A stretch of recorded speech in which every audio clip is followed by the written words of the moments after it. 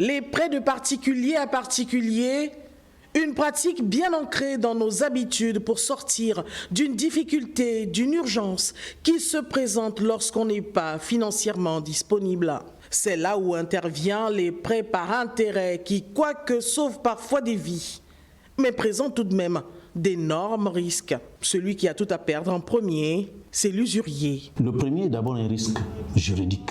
C'est celui qui est le plus critique.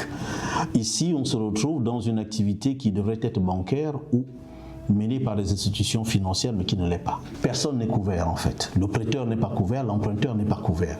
Il y a un risque lié au défaut de remboursement.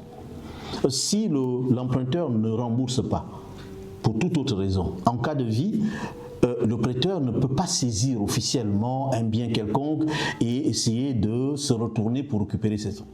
En cas de décès par exemple, et c'est là où les assureurs en principe auraient dû intervenir parce que nous sommes des porteurs de risques liés donc à l'insolvabilité des emprunteurs en cas de décès.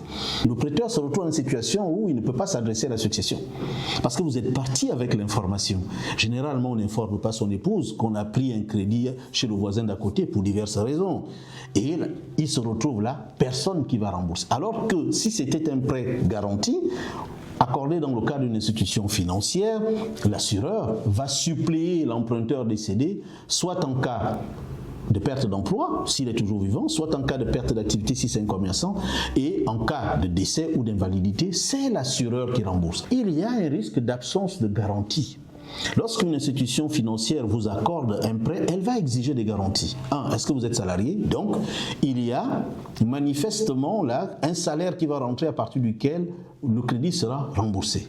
Or, ce risque est énorme dans le cas des prêts des particuliers. Celui qui emprunte est tout aussi en danger car exposé à des abus du fait de sa vulnérabilité liée au caractère urgent de son problème.